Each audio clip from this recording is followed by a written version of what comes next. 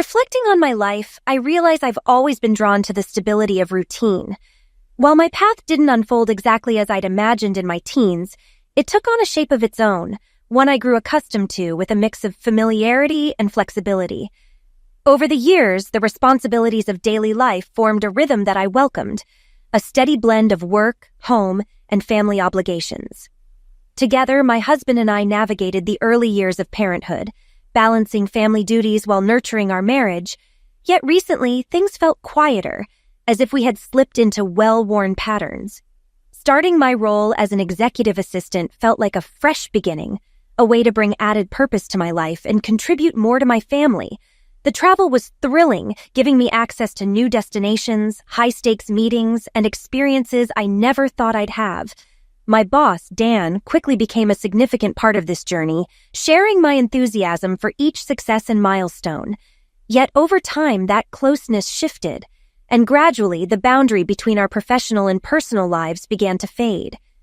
As I began to wake, I felt his familiar presence close behind, and we shared an intimate moment together. Afterward, we lay entwined until the alarm signaled the start of a new day, drawing us back to reality. My lover got out of bed and went into his adjoining hotel room to prepare for the day. We always booked 2 connected rooms with an internal door to keep our relationship discreet. Discovery of our affair would have serious consequences.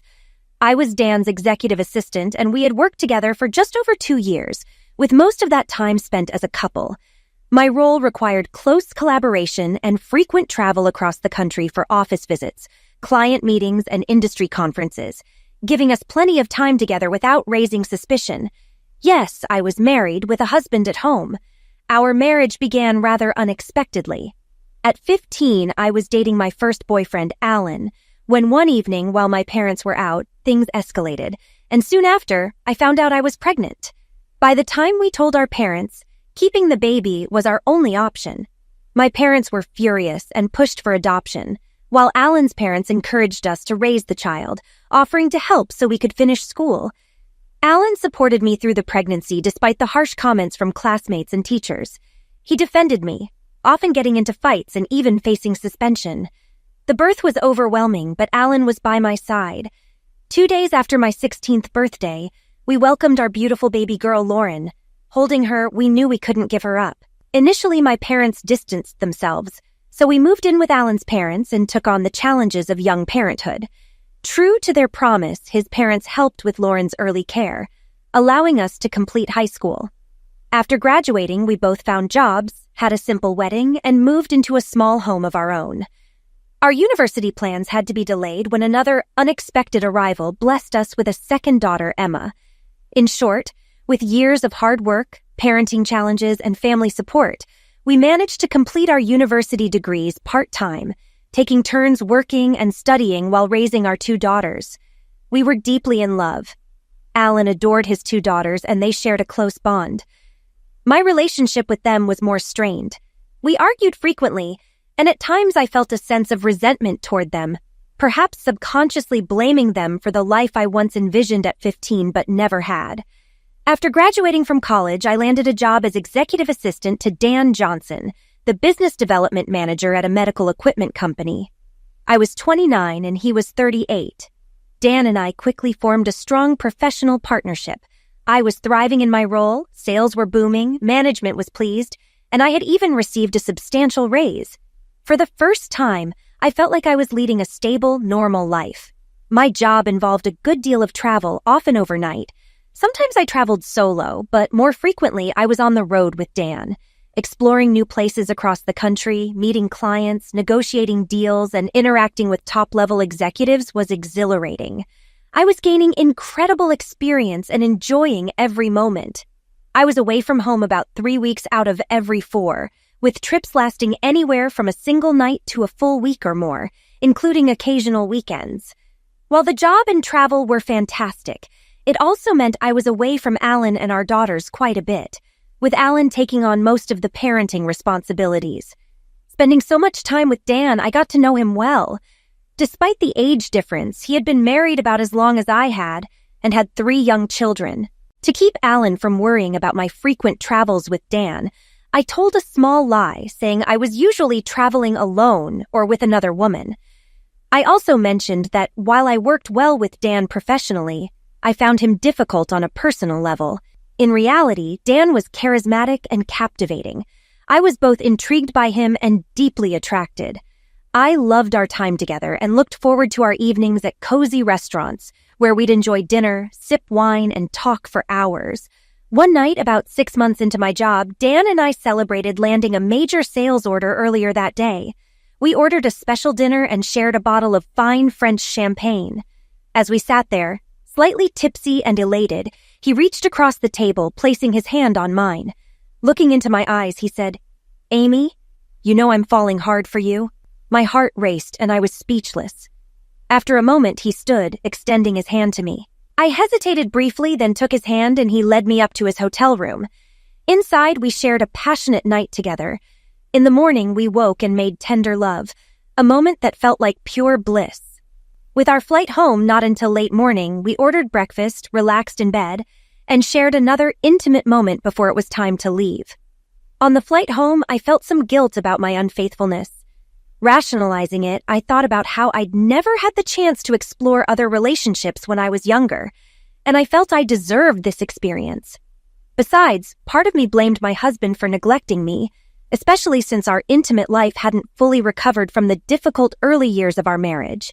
I suddenly realized I'd been so absorbed with Dan the night before that I forgot to call Emma and wish her a happy birthday. She had just turned 11 and was growing up so fast.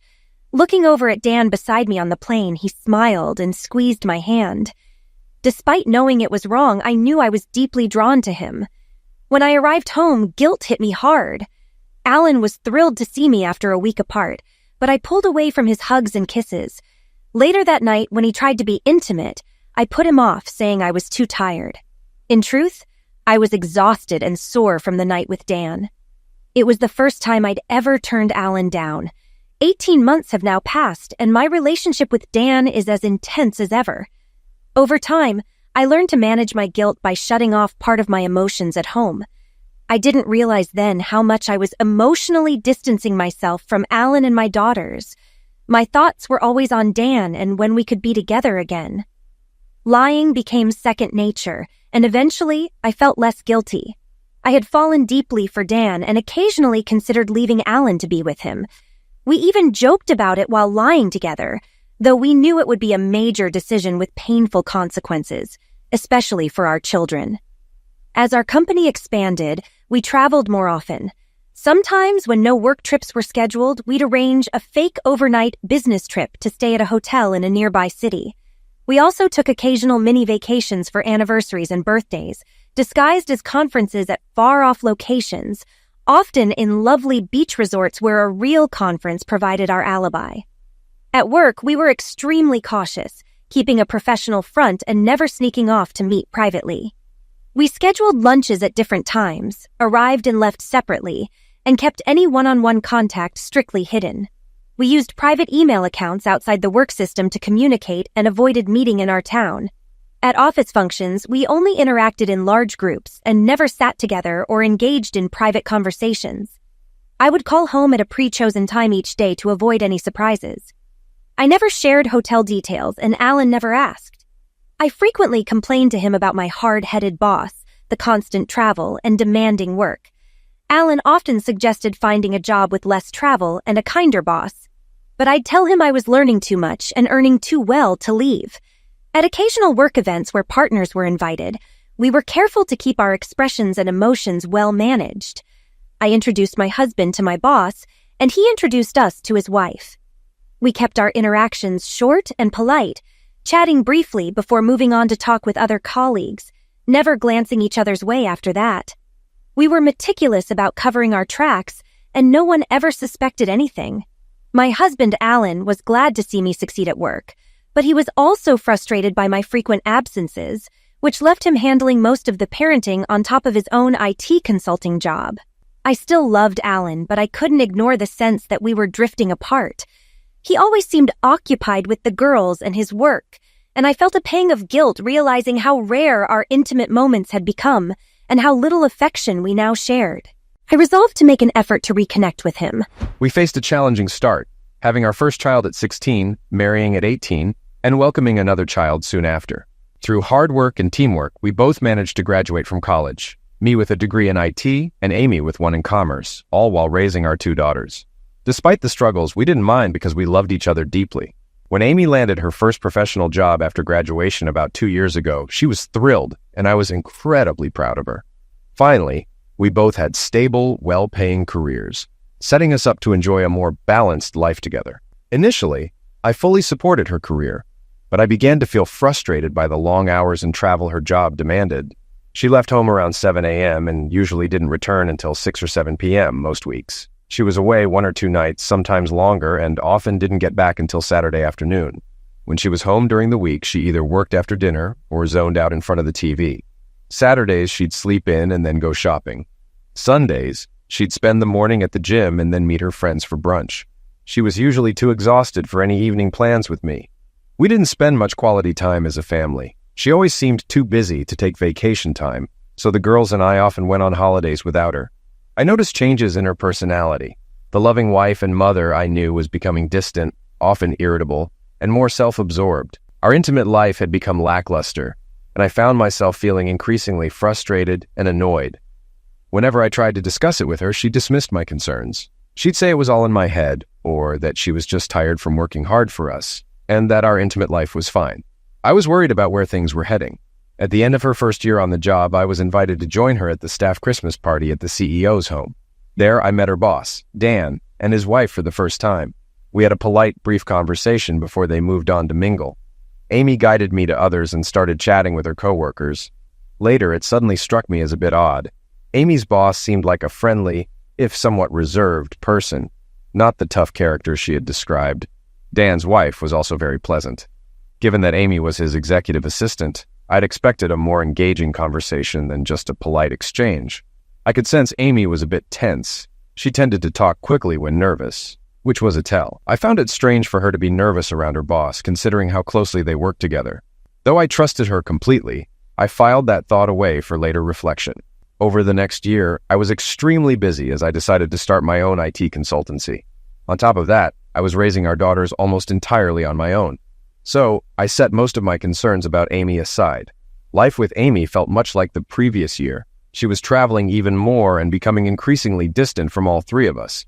I'd recently noticed her attitude toward me had grown dismissive and condescending. She showed me little affection, and our intimacy was nearly non-existent. On rare occasions, she'd engage, but it felt mechanical, lacking any real closeness. It was clear our relationship was fraying. At year's end, I attended her company's Christmas party again. Our brief interaction with her boss was almost identical to the previous year. For a moment, I wondered if she was hiding something. For the first time since we'd started dating at 15, I had doubts. Could there be someone else? The thought was difficult to process. We had fought so hard together to overcome challenges and reach where we were now. She wouldn't do that, would she? What should I do? I didn't go to extremes like hiring a private investigator or checking her computer, but I started watching her more closely. I didn't find anything out of place. Either it was all in my mind, or she was exceptionally skilled at covering her tracks. Still, things weren't right between us, but I was too busy to dwell on it. Meanwhile, our girls were growing up quickly. Lauren, now 15, was blossoming into a lovely young woman, and Emma, now 12, was on the brink of adolescence. We spent a lot of time together and had a close bond, though, unfortunately, their mother had little time for them. Both girls loved playing soccer, so every Saturday morning during the season, I'd watch them play.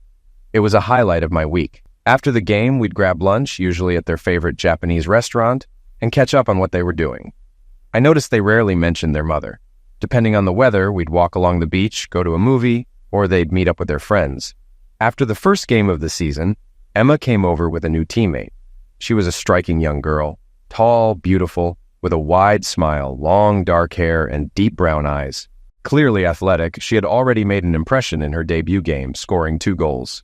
"Hey Dad, this is Callie. Can I go to her place this afternoon?" "Hi Callie, nice to meet you." "Sure, Emma, as long as Callie's parents are okay with it." Callie turned and called, "Mom, can Emma come over this afternoon?" A woman, who was clearly Callie's mom, turned and walked toward us. I was stunned. She was like a grown-up version of her daughter, absolutely gorgeous. She introduced herself as Sophie, and she agreed to Emma coming over that afternoon. We chatted a bit, though I'm not sure what I even said. I realized I was babbling a bit. After they left, my daughters burst into laughter at my obvious embarrassment. That evening, Emma told me more about Sophie. Apparently, she was a single mom. Callie's dad had passed away in a car accident 3 years ago, and she was now raising Callie and her younger brother Tom, who was 11. The single mom details certainly caught my attention. The following Saturday, as Lauren and I watched Emma's soccer game, Sophie came over with her son and asked if they could watch with us. I had prepared myself this time and was determined to act more composed. We chatted during the game, and Sophie mentioned that she'd recently moved to town for a new job and didn't know many people yet. She expressed happiness that Callie and Emma had become friends, and complimented Emma on her good manners. After the game, Emma asked if Callie could come over to our place. I replied that it would be fine with me as long as it was okay with Sophie, who agreed that it was. I then invited Callie to join us for lunch, asking if she liked sushi. Callie responded enthusiastically that she loved it. I added that it was settled, and in the spur of the moment, suggested that they all join us for lunch. Sophie thanked me but declined, saying she didn't want to intrude on our family. Feeling a bit disappointed, I then heard Lauren encourage Sophie to join us, saying it would be lovely to have her company and that she would appreciate another woman to talk to, assuring Sophie that she wouldn't be intruding. After considering, Sophie looked at me and said that she'd love to join us if I was sure it was no trouble. I nodded and managed a response, likely somewhat incoherent once again. As we turned to head toward our cars, Lauren smirked at me, gave a big wink, and smiled. Lunch turned out to be a great success. The 4 girls especially ended up talking together for nearly 2 hours. I think Tom enjoyed having another male around, and we chatted a bit about computers and football. At one point, I overheard Sophie casually ask my daughters if their mom ever came to watch their soccer games. Lauren's response caught me off guard. No, never. She doesn't show much interest in us. She's more focused on her job and herself. Dad's our mom, too. He's the one who takes care of us. Sophie glanced at me with a curious look. For the rest of the soccer season, it became a routine to have lunch together after each game. Emma and Callie grew closer, often alternating between our houses afterward and sometimes even after school. Occasionally, Tom would come over with his sister, though he preferred spending time with me. We'd tinker with computers, kick a soccer ball around, or go biking. I noticed that Lauren began visiting Sophie, and the two of them would often go shopping together, stopping for coffee and girl talk. I also observed that my daughters never mentioned Sophie to their mom, nor did I. Sophie and I were becoming good friends, too. Since I was practically a single parent like her, helping each other out made things easier. After the soccer season ended, Saturday afternoons increasingly became time when our kids would head out on their own to visit friends or go on outings. With my wife rarely around, I was mostly free, so Sophie and I often spent that time together, going for walks, having a casual lunch, or watching a movie. I found myself looking forward to these meetings and realized I was developing feelings for her, though we never crossed the line into anything beyond friendship. One day over coffee, I thanked Sophie for spending girl time with Lauren. You know, she never stops talking about you when she gets home. Sophie this and Sophie that, I laughed. Sophie laughed too, saying, well, Tom's the same after visiting you. Alan this and Alan that. Honestly, he needs a male role model in his life, so I really appreciate you spending time with him. Then, she suddenly added, forgive me for being direct, Alan, but it's pretty clear things aren't all that great between you and your wife. We had always avoided discussing Amy, so her comment caught me off guard. I sat there in silence for about 30 seconds, realizing it was an issue I had avoided for a long time. The truth is, Sophie, if it weren't for the girls, I probably would have left long ago. Things have been bad for several years. I've tried to talk to her repeatedly, but I just hit a brick wall. Our marriage was tough from the start. I'm sure Lauren told you how Amy and I ended up getting married. Yes, and she actually feels a bit responsible for your situation. It's ridiculous, of course, and I've been telling her it's absolutely not her fault. That broke down my own barriers, and I spent the next hour unloading all my troubles on Sophie. When I finished, she came over and held me tightly in her arms. It was the first real hug from a woman I'd had in ages. I'm here for you whenever you need me, Alan. You know that. I hugged her tighter, not wanting to let go. Not long after, as another year was wrapping up, Amy's annual staff Christmas party arrived once more. My reintroduction to her boss went much like the past 2 years, but this time I was on high alert. Though Amy and her boss seemed more relaxed around each other, something felt off. I was definitely growing suspicious. Later in the evening, Amy excused herself to use the restroom. A minute later, I noticed her boss casually making his way upstairs as well. I decided to follow and looked around for her. She wasn't in the restroom, so I searched through the large house. Just as I was about to pass a slightly ajar bedroom door, I heard her voice inside say, "Merry Christmas, my darling." A man's voice replied, "Merry Christmas, my love." Peeking through the crack, I saw Amy and her boss locked in a long, passionate kiss, their hands all over each other. In shock, I quickly stepped back. I returned downstairs reeling and contemplated my next move. Beyond anger, I felt empty. I'm not one to confront immediately, so I calmed myself down, deciding instead to investigate and plan. A bit later, Amy returned, looking a little flushed, and spent the rest of the night pretending to be my devoted wife. I played along as if nothing had happened. By New Year's, while Amy was asleep, I'd managed to access her phone and laptop. Amy should have known better. Leaving incriminating evidence on her personal computer, even if well hidden, isn't wise when her husband's profession involves computer security. My worst fears were confirmed. In her work, personal, and secret email accounts, I found a damning trail of evidence. Amy had been in a long-term, intense affair with her boss that had begun over 2 years ago. There were graphic photos and videos of them together, underscoring the depth of her betrayal.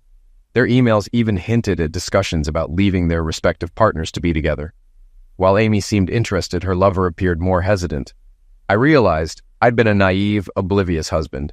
I installed hidden surveillance software on both her phone and laptop, allowing me to monitor her every electronic and physical move remotely, if needed. My marriage was clearly over, and my priority now was keeping custody of my daughters and securing my business and finances. After the new year, I consulted a divorce lawyer who explained that divorces are no fault, meaning I couldn't file based on adultery. However, regarding custody, she explained that once children turn 14, they can choose which parent they want to live with. She also helped develop a strategy to protect my company in the divorce settlement. With Emma turning 14 in 6 months, I decided I could bear living with Amy until then, giving me time to prepare. I would have to keep everything secret from her to make it work. I told Sophie what I'd uncovered, and she broke down in tears. I was surprised. I'd thought I'd be the one needing comfort. I held her, and she tearfully revealed that her late husband had died in a car accident with his secretary, with whom she later found out he'd been having an affair, making the loss even more painful. Once she calmed down, we discussed my plan to leave Amy, and Sophie just smiled knowingly. To begin, I persuaded Amy that since we were both earning well, we should sell our small house and rent a larger one while searching for our dream home, using the equity as a down payment. She agreed easily, and our house sold quickly. We rented a nearby place, with the lease in my name only for a 6-month term. Sharing a bed with Amy was unbearable, and when we moved, I used a bad cold as an excuse to sleep in the spare room to avoid spreading it. I simply never moved back, and she didn't mention it. Maybe she didn't notice, or maybe she preferred it that way. Next, I confided in my dad and had him set up a new IT company with him as the official owner and myself as the sole employee. I then closed my company and began operating through his. Everything was going according to plan until one day, Lauren approached me looking nervous and frightened. My immediate thought, with a pang of déjà vu, was that she might be pregnant, just like her mom had been. "Dad, this is really hard to tell you, but Mom is having an affair with her boss." I was shocked that she knew, and found myself at a loss for words. "Really? Why do you think that?" "Well, shortly after we moved in here, Emma and I went back to the old house to pick up something she'd forgotten. Mom and her boss were there." "That's unusual, but it doesn't necessarily mean anything." "They were being intimate on the floor in the living room." Once I got over the initial shock, I replied, "I know about the affair, Lauren. I've known for a while. Then why don't you do something about it?" "Did Emma see them too?" "Yes." I called Emma, who had been listening nearby, and she came into the room, looking embarrassed. I hugged them both, understanding how difficult it must have been for them to witness, especially for Emma. "Can you both keep a very big secret?" They nodded. "I'm planning to leave your mother soon. I'm just waiting until Emma turns 14, so you can both legally decide where you want to live." "With you!" they both shouted together. "It won't be easy keeping this secret, but we can't let your mother suspect anything until then." They shared a conspiratorial smile. Afterward, I asked Sophie to have a heart-to-heart with Lauren. Now that Lauren had her first boyfriend, I didn't want her to follow in her mother's footsteps. Fortunately, Amy wasn't around often, so we could handle her occasional presence and keep our plans secret. We enjoyed ourselves even more when she was away, knowing that the end was near. We were spending more and more time with Sophie and her kids, often sharing meals at each other's homes or going out together. One Friday afternoon, while my wife was supposedly at a conference for the weekend, but was actually with her boss at a hotel, Lauren announced, "Dad, I'm babysitting for Sophie tonight." "Oh, really? What's she doing?" "She's going on a dinner date with a guy at Brasserie Paris, that fancy French place downtown." I immediately felt a wave of jealousy and tried unsuccessfully to hide it. Lauren looked at me with a mix of pity and amusement. "She's going out with you, Dad. It's time you both had a real date. I made the reservation already, so go on. Just call her and ask her properly," she said, handing me my phone. "What if she doesn't want to go on a date with me? We're just friends after all. I don't want to make her feel uncomfortable." "How you managed to get through college is beyond me. Just call her." So I did, and Sophie sounded absolutely thrilled and accepted right away. Somehow I got the feeling this wasn't a surprise to her. That evening, it took me 3 attempts before my daughters were satisfied that I was dressed well enough for dinner. As I was about to leave, Callie and Tom arrived. Seeing my questioning look, Lauren said, "Oh, I forgot to mention, they're staying over tonight, so don't worry about coming home late, or even at all if you'd prefer." She smiled and handed me an already packed overnight bag. Clearly, our children had worked together on this plan. When I arrived, Sophie greeted me at the door. Oh my God. She was wearing a fitted black cocktail dress with a plunging neckline and high heels. The dress hugged every curve of her athletic figure. Her 34C chest, free of any bra, created an alluring effect, with 2 enticing points visible. Her long black hair was swept to one side in a loose braid. "Well, say something, Alan. I'm speechless." "You like?" she asked, doing a little twirl. "Oh, much more than like, Sophie." We had a fantastic dinner, enjoying each other's company the entire time. When we got to her front door at the end of the evening, I said, "I know our kids arranged for me to stay the night, but you don't have to feel..." She placed a finger over my lips and whispered, "I'm counting on you staying," then led me inside and up to her bedroom. I had no intention of arguing with that. We started out a bit shy and tentative. It was the first time for both of us with someone new. If I'd thought she looked stunning before, seeing her without clothes was absolutely breathtaking. It didn't take long for us to feel at ease and fully embrace the moment. I let go of all my pent-up frustration, both mental and physical, and felt as if I'd reached pure bliss. By the end, I was completely spent. The next morning, we made sweet love again, and afterward, we stayed in bed, savoring the afterglow and the warmth of our bodies intertwined. It had been a long time for both of us, and everything felt so right. Soon we heard footsteps on the stairs, voices, and a knock at the door, which then opened. Lauren poked her head in. "Good morning, you two. It's almost 10, and we got tired of waiting, so we came over.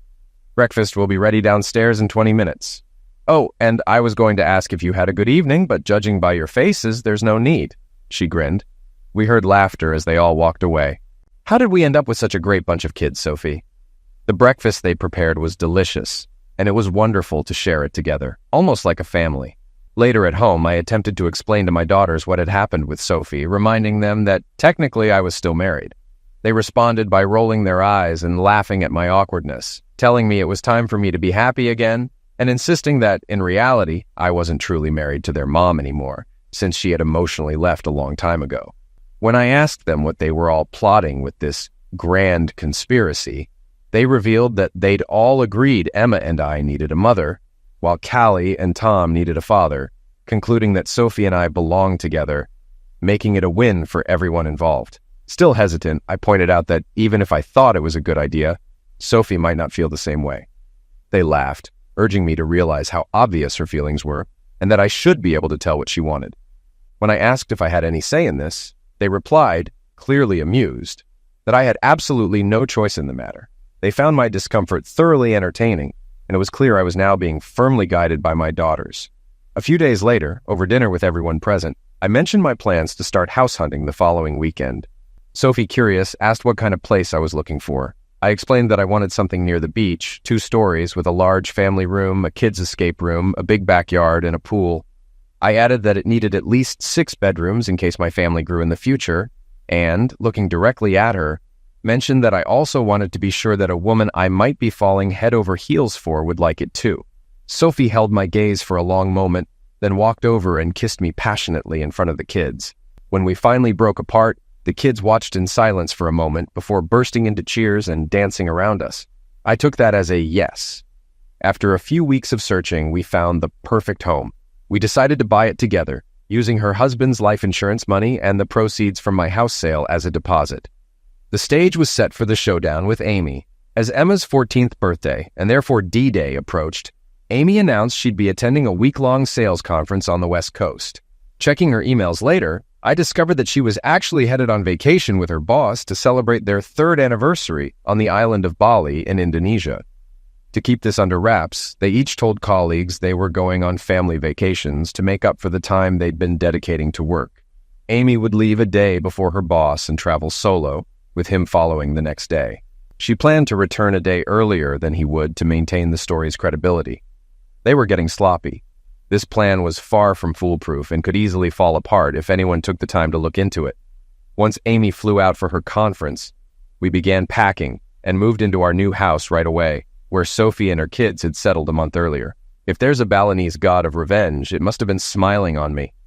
The very evening Amy arrived, Bali's active volcano, Mount Agung, erupted, filling the air with clouds of volcanic ash. All flights in and out of Bali were immediately canceled. Her lover was still home while Amy was stuck in Bali alone for their anniversary. I laughed so hard I nearly lost my breath. It was almost too perfect to believe. The volcanic activity continued, and flights remained grounded, keeping the pair apart.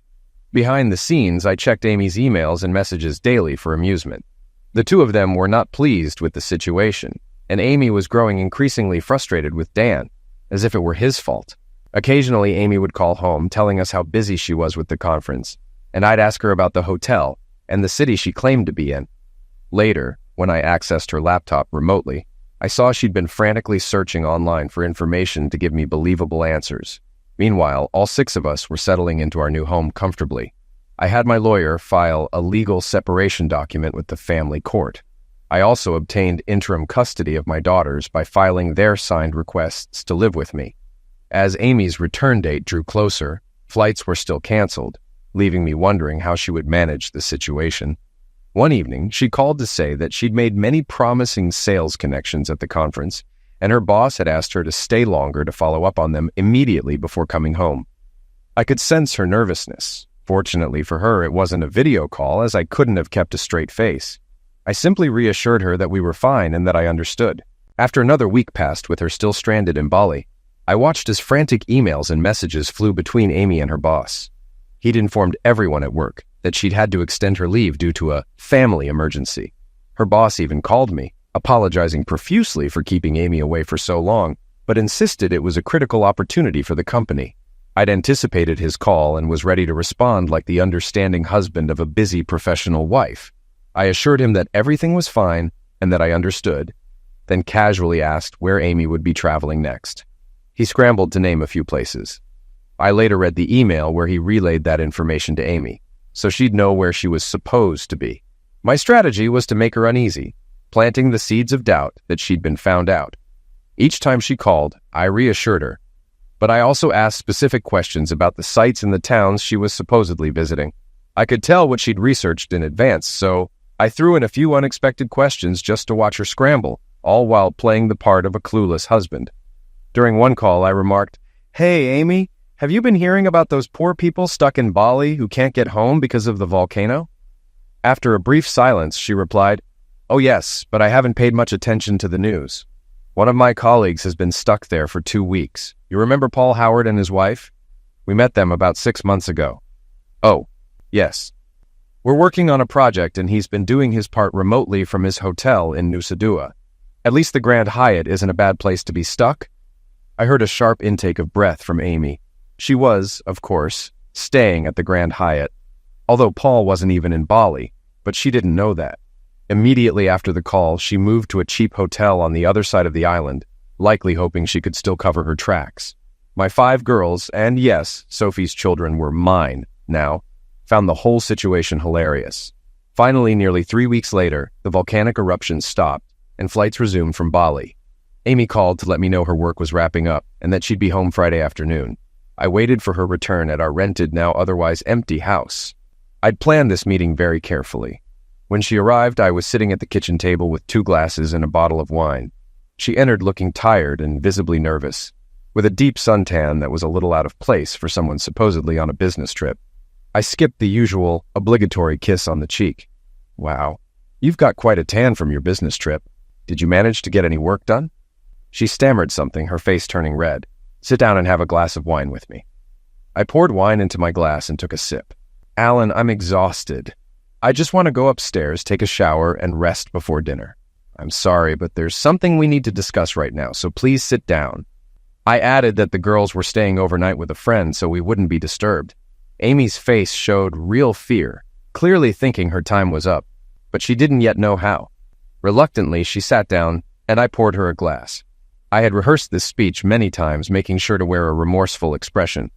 You know things between us haven't been good for a while, Amy. Do you know why that might be? She looked terrified and managed only a faint no. I'm sorry, Amy, there's no easy way to say this.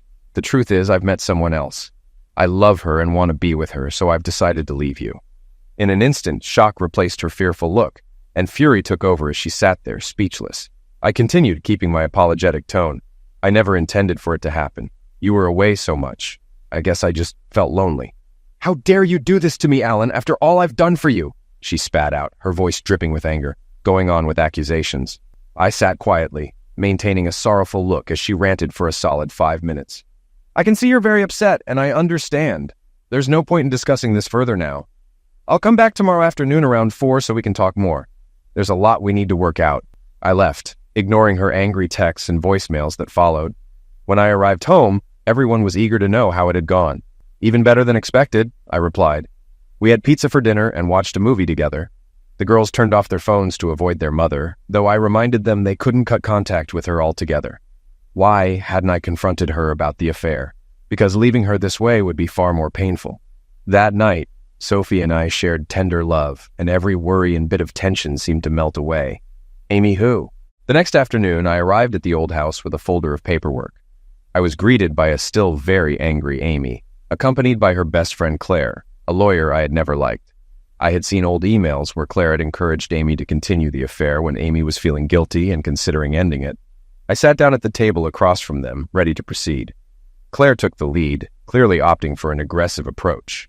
She launched into a lengthy tirade, calling me a terrible husband and praising Amy as a wonderful wife and mother.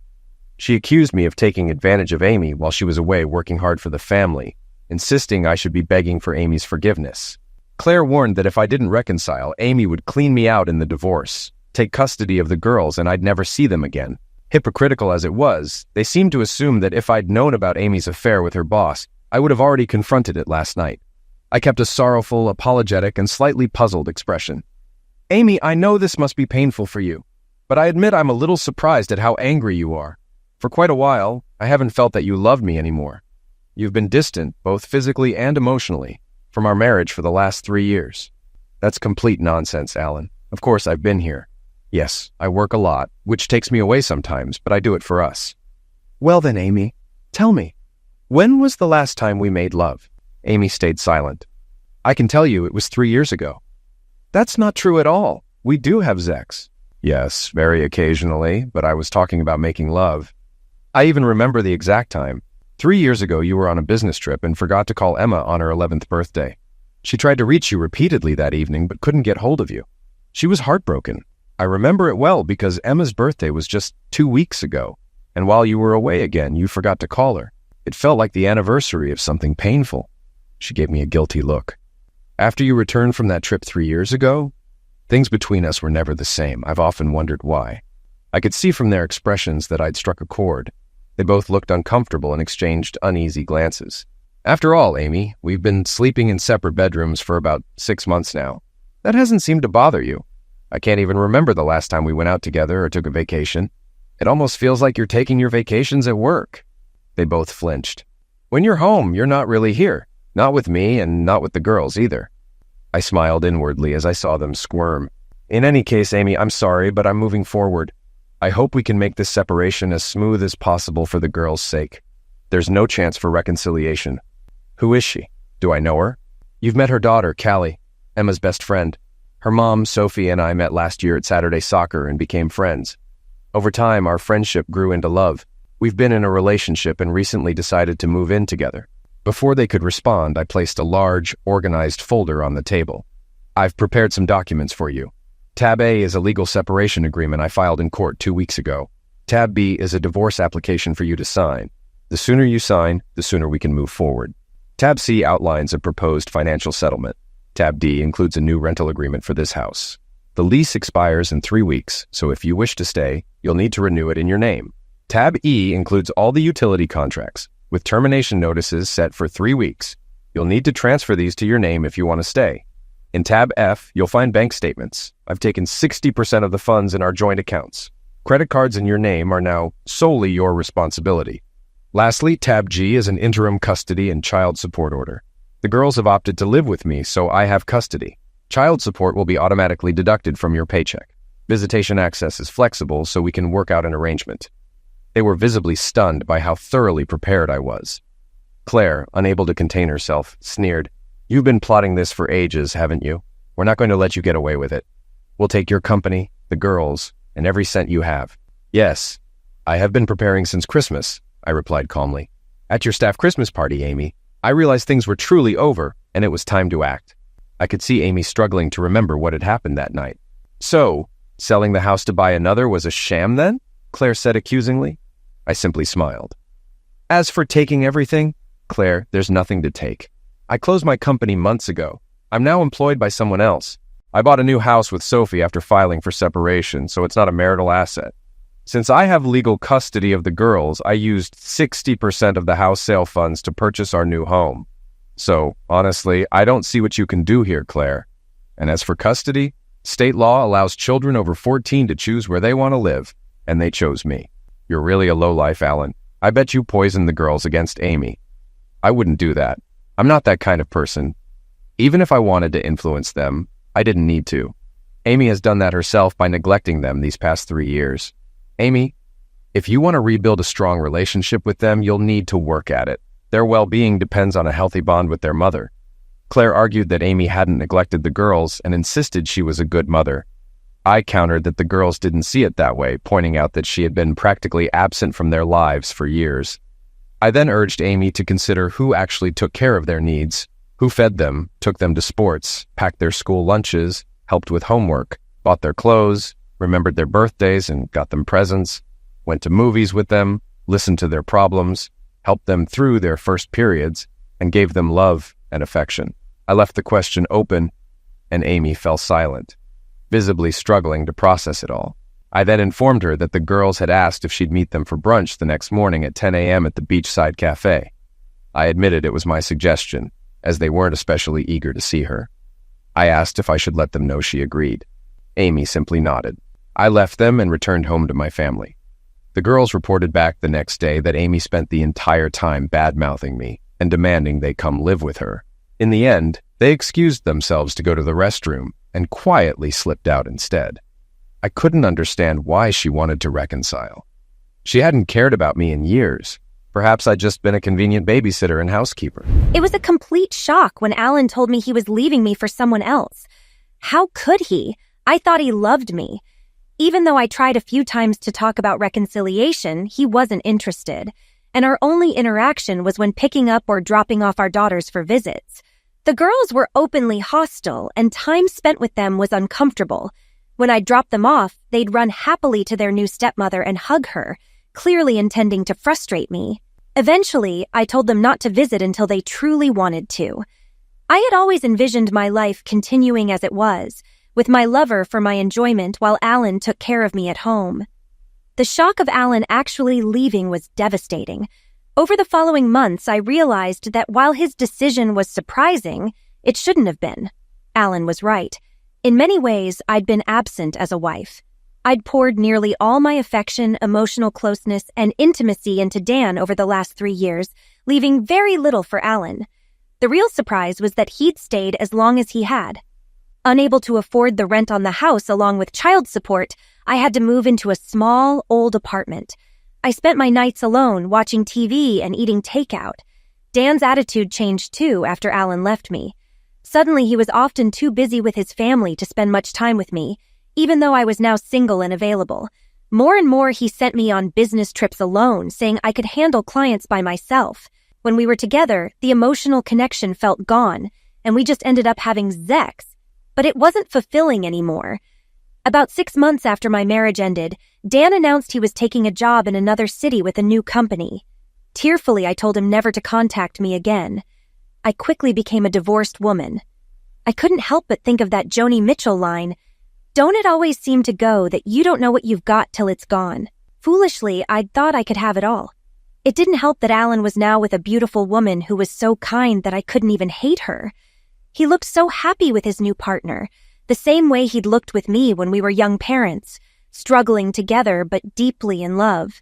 I remembered how we used to face every hardship together and come out strong. How had I let that fall apart? My daughters seemed much happier too, treating Sophie as a mother figure rather than me. I had become just an unwelcome reminder of their past, someone they felt obligated to see occasionally.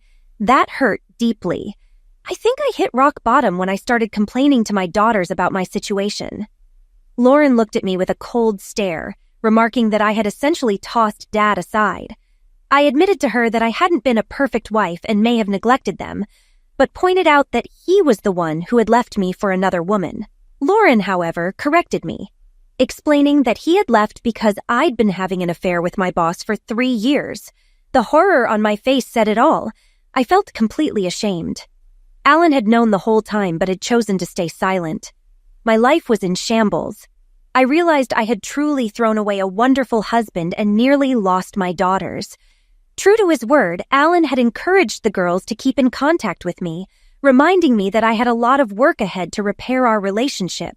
Gradually, the girls began visiting of their own accord and even stayed the night sometimes. One evening, as I dropped the girls off at their new home, I asked Alan if we could have a brief talk, and he walked with me to the car. I turned to him and told him I'd learned from Lauren that he had known about Dan and me. Apologizing, I admitted he had been a good husband who didn't deserve what I'd done. I confessed that I had acted selfishly and got what I deserved. Alan simply nodded. I then asked why he hadn't told me he knew, wondering if he could have stopped me before it was too late to save our marriage. He explained that by the time he had found out, it was already too late. Curious, I asked him when he'd first discovered it. Alan revealed that he'd caught me sneaking away with Dan at the office Christmas party the previous year, and afterward had uncovered everything. I blushed deeply, feeling a wave of shame. Alan admitted that he'd been quite amused when I ended up stranded in Bali alone. Feeling miserable, I asked if he hated me and why he hadn't confronted me. He explained that he'd been angry but wanted me to feel his pain and experience some consequences. He told me he'd discovered that I hadn't been Dan's first assistant, noting that Dan had a pattern of capture and dump. Alan had decided the best punishment was to stay quiet and let events unfold. Knowing Dan's history, Alan figured that if the affair stayed hidden, Dan would string me along for a while before losing interest and eventually leaving me. Alan had worried that if he confronted me and the affair went public, Dan's wife might divorce him, leaving Dan free to be with me and avoid any consequences. He admitted, too, that he thought it would hurt me more if I thought he'd simply left for another woman. I have to admit, Alan, your plan worked flawlessly. You definitely got your revenge. My life has completely fallen apart. He replied, I suppose, looking back, I'm a little sorry you were hurt so badly. Just a bit, to be honest. You don't need to apologize. It was my fault. If you had done what I did, I'd have walked out on you too. Looking back, I was swept up by the excitement and got dependent to it. I tried to stop early on, but by then I was too far gone. I became so obsessed with him and so focused on my own wants that I ignored you and the girls for a while. My anger's faded now, Amy, and I do forgive you. I'm more philosophical about it, I guess. After all, I wouldn't be with Sophie now if you hadn't cheated. I know, I said, and that's what hurts the most. Our marriage was hard from the beginning, Amy, so I don't think you're a terrible person. You made a serious mistake, yes, but he was very good at manipulation.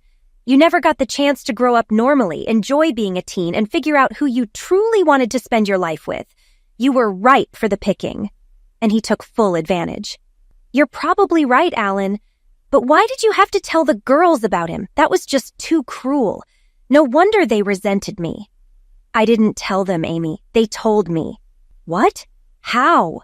They went back to our old house unexpectedly and found you two in action in the living room. It was right after we moved our things out. At first I couldn't remember, but then it hit me with horror. What did they see? Pretty much everything, even Emma. Lauren gave me quite a vivid description of it. My body seemed to collapse under the weight of it, and I began to sob uncontrollably, oblivious to my surroundings. I don't know how long I cried, but I became aware of Alan's arms around me, holding me tightly as I buried my head in his chest.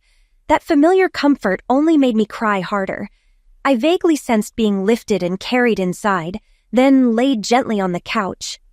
I felt so awful. Everyone, including Alan's new partner Sophie, was being incredibly kind. She insisted I stay and calm down, then, once I'd recovered, insisted I join them for dinner. Sitting around the table with his new family, I saw how happy Alan looked. I realized just how badly I'd messed up. Later, as I walked out to my car, Alan put his hands on my shoulders. "Amy, I don't want you to keep punishing yourself like this. We both had a rough start in life, becoming parents and committing so young. When you think about it, it's actually amazing our marriage lasted 14 years. That's something we can both be proud of. And look at the positives. Our 2 mistakes gave us 2 amazing daughters who have grown into wonderful young women. That's a fantastic legacy from our marriage that no one can ever take away." "You're right about that, Alan. Speaking of mistakes, I should tell you I've made another one. Sophie is pregnant, so we're moving up the wedding. You certainly are mistake-prone. You're a good man and a great husband, Alan, better than I deserved. I do wish you all the best." I gave him a hug and kissed him on the cheek before leaving. My place in his life had truly been filled. All I could hope for now was to find someone as good as him, but that felt like a long shot. Why had I forgiven Amy so easily? For a few reasons. Hatred can consume you, leaving bitterness behind. She was also constantly reminded of her choices just by seeing me happy with Sophie. And though things had fallen apart, there was still a bond between us from the love we once shared. While I'd wanted to see Amy face consequences, my true revenge was aimed at her boss, Dan, the one who'd lured her away from me in the first place. I had managed to hack into Dan's computer by sending an email disguised to look like it came from Amy, embedded with a Trojan that gave me full access. I discovered he had been quietly and cleverly embezzling money from his old employer and was pulling the same scheme at his current job. I gathered all the evidence and sent it anonymously to both companies and to the police. With the undeniable evidence stacked against him, Dan pleaded guilty at his trial and received a 7-year prison sentence. His wife stood by him through the court process and visited him in prison with their children. Later, I met with her and showed her additional evidence of his numerous affairs. Furious, she decided on the spot to leave him. To complete my revenge, I visited Dan in prison. At first, he didn't recognize me. "Hi, Dan, we've actually met before. I'm Amy's ex-husband." "What the hell do you want, jerk?" "I'm here with some messages. First, from my former wife, Amy. She sends her regards and hopes you're enjoying the new home I personally helped arrange for you." "What?" "You know, you really should have hired someone to encrypt your computer. After hacking it, it took me only 15 minutes to find everything. I just couldn't resist passing it all along to the police." Once his anger simmered down, I continued. "By the way, I also paid a visit to your wife and shared the photos and videos I found of you and your girlfriends. She was extremely angry. She insisted we have a little revenge fling in your bed, and I couldn't say no. I have to wonder why she wasn't enough for you. She was quite wild." "That's a lie. She wanted me to share these with you." I laid out photos of us together in various intimate positions, though they had been cleverly faked with Photoshop, something he wouldn't know. She also had a message. "She'll never visit you here again, and you won't be seeing your children anymore." I referred her to my lawyer who's handling her divorce. His expression was priceless. Yes, revenge is indeed a dish best served cold.